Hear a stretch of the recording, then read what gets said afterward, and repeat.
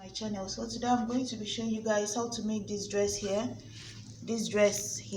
So I'm going to be making it for a 6 years old, but just with the measurement you can change this and make it for any age. So the first thing I'm going to do is I'm going to start with the body.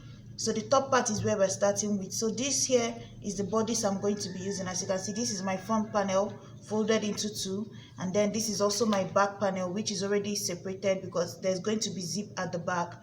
So how I got this fold here is basically I use my front pattern, measured round the chest for the child, divided it by 4. So the round the chest I'm working with is 24, divided by 4 is 6, plus 1 inch of seam allowance, that's 7. And then if you want, you can add half an inch of ease if you want it a little bit loose inside. So that's why I have about 7.5 as the width here. And then for the back panel I added extra 1 inch at the zip part. So here, so basically my back is about 8.5, but the front is 7.5. Just extra 1 inch here is for the zip, for the one at the back. So now we are going to start inserting the measurement. So guys, you're going to start with the front, the top, the one on the top. So all my measurements are going to be starting where this front panel is folded. So you're going to start with the shoulder measurement. The shoulder I'm working with is 10, divided by 2 is going to be 5. But since this is going to be a sleeveless dress, I'm going to subtract about 1 inch from it. So the shoulder, 1 inch of 0.75. So I'm going to subtract that, and then I'm going to be left with about 4 inches or 4.25 depending on you. I'm going to mark that here, and then I'm going to draw in my armhole. The armhole I'm working with is, so now that I've marked it, so my armhole, like I said, is 12, and then you go 12 divided by 2 is 6. So I mark that down here. At this point of 6, I moved it forward this way, and then I'm going to just give it a curve here, and then come down here by about 0.75 somewhere here, and then I'm going to insert the neckline. So you can make the neckline a little wide, you can make it just 2 inches. So I'm going to use 2.25, or you can use just 2 inches, it depends on you. So from there I'm going to connect this shoulder slope to this point here, and then I'm going to go ahead and put in the neckline depending on how you want the neckline to be. So I'm going to bring down my neckline up to about 4.5 or 5 inches, it depends on you. So I'm going to just bring down this neckline a little bit this way. So this is now my front neckline, but for the back neckline I'm just going to come down 1 inch. So 1 inch is going to be the length for the back neckline, which is this one that I've marked here, and then this is my front here. So now after that, what you're going to do is to come down to the waist, and then you're going to divide their waist measurement by 4 and then add 2 inches to it. So right now, as you can see, the chest here is exactly what I need, which is 7.5, which I've already explained how I got the 7.5. Bust the chest area divided by 4, which is 24 divided by 4 for this one here. The measurement I'm working with is 6, plus extra 1 inch of seam allowance is 7. Then I added half an inch of ease, so that's why I have 7.5, which is what I have here.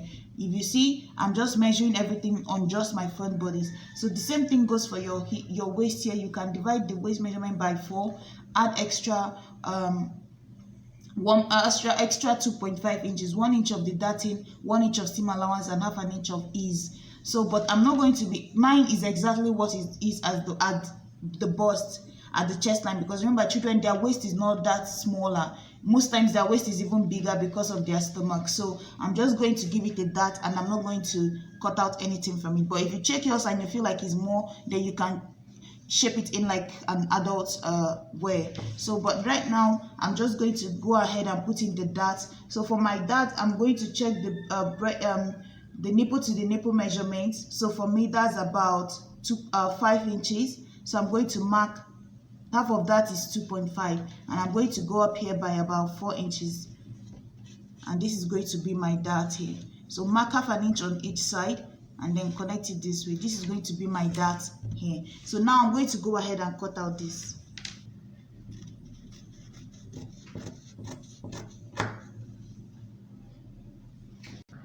So as you can see, I cut out the shoulder slope, cut out the armhole, remove the back neckline, and then cut out my front neckline. So this is the bodice I'm working with. My dart at the back is also going to be at the same point here, the same point as where this front dart is, except this time around it's going to go up to where my shoulder line is. So but it's going to go up to where the shoulder line is, all the way up. So that's the only difference here. So now I'm going to set this aside. So guys, now we are going to cut the bottom. So we are going to cut the plain part of the bottom part, the bottom first. So what I did here is I folded my fabric into 4. So because this is going to be a circle, so this is what it looks like. First is folded into 2 this way, and then it's folded again. So I folded it into 2 first, and now I'm going to fold it again now into 4, just like cutting your circle, how you normally do that. So you see, I have it folded into 4 now. So you see, 4. So now I'm going to go ahead and put in the measurement I need. So I've already calculated and figured out what I will be needing. So you're going to use the waist measurement. The waist I'm working with is 22 plus 2 inches of zip allowance, 1 inch on each side of the zip. That's going to be 24 divided by 6.28. That is about 3.8. So I'm going to mark 3.8 from this edge here all the way around. So 3.8 from here, I'm going to mark it all the way to this point here. After that, the next, so this is what I'm trying to say. You're going to subtract the shoulder to the waist. For me, that was 11. From the total length you want the dress to be, for me, that is 26. So this one here is 11. This one here is 26. If I subtract this 11 from this 26, that will help me figure out the bottom layer of this here. So for me, the bottom layer here is 15 inches. So that 15 inches, you're going to add your seam allowance, which is 1.5, for you to be able to fold the edge, and for you to be able to, 1 inch is for you to fold the edge, and then the 0.5 is for you to join this here to the top part of the dress, to the top bodice. So that's where you got the 1.5 from. But then if you add 15 plus the 1.5, you'll be left with about 16.5, right, which is what we'll have at this end here. But remember, you still cut out this part here. So if you pull up your tape again now and add this 3.8 here, that's how I got my 20. So that's how you're going to measure it. So now you're going to take it and measure all the way around, whatever your measurement is, you're going to pull it all the way around here and mark it. So guys, now that I've marked it all the way around, I'm going to go ahead and cut this out and also cut out this part. So guys, you see, I've cut this part out now. So now I'm going to get the top layer here. I'm also going to do the same thing here. So the same way I cut this here, I'm going to figure out what I want the top layer to be. But this top layer now, I don't want it to be the same length here. So this one is going to be like 15 inches. And as you can see, the one on the top is long at some parts and then it's shorter at some parts. So it's made, right? The plain pattern color is just the same length, but the top part with the patterned fabric, the colored fabric, has like a high-low look. So for me, I'm going to be using this one here to place on top. So how I'm going to cut it is just the same way. I folded this fabric also the same way into 4. So as you can see, it's folded into 4 again. And then just like how you cut your circle, I'm going to go ahead now and cut out what I'm going to be needing for that. So guys, basically what I'm going to do is this top part, you see this top part that I took out from here, you can also just go ahead and measure yours, like the 3.8 that I got. I can just go ahead and put in that same measurement all the way around. Or another thing I can do is just take this here, fold it like how I did here, and use this here as a tracing pattern, and just cut out this same measurement at this waist part here.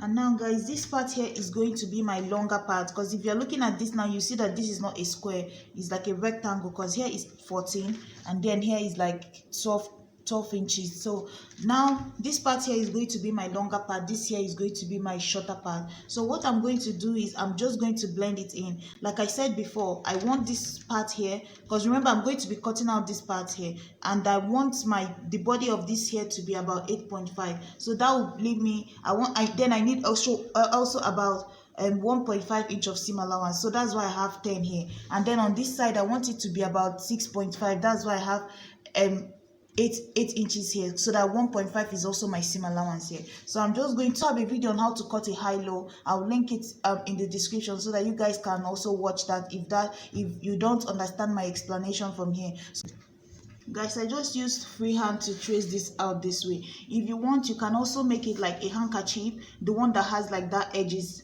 that will also look nice on top of this here. If you want to make it like a handkerchief pattern, which I've also explained on my channel, all you have to do is just leave the edges this way. Don't cut out this part here. Just go ahead, cut out this circle part, and then leave all your edges angled this way on top of this circle. So I'm going to set a picture of what that would look like. But if you want it to look exactly like the one on the top, the thumbnail, then you're going to go ahead and cut this out, which I'm going to do now.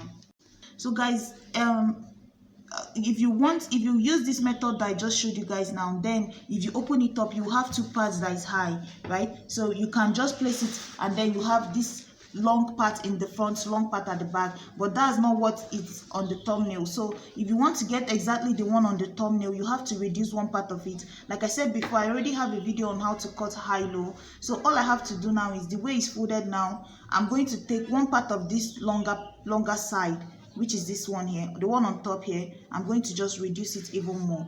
So I'm going to go ahead now, take this one on top here. I'm going to just take it and reduce it some more, because I don't want two parts of it to be high. It's just one that I want to be high. So this one on top here, I'm going to chip it off a little bit. So guys, now that I've reduced this one on top and removed it now, so I have my high-low now. So you see, one side, this part here is going to be low, and then it's going to blend down all the way to this side. So guys, this is what I'm trying to explain, right? If you use that first method, then you will have two sides of it that will be low, like drop on the two sides, center will be short. That's also a nice style. But if you want to get exactly what you have on the thumbnail, then you have to do it this way, so that way one side is short and then one side goes down. So now at this point, you're going to open up the center.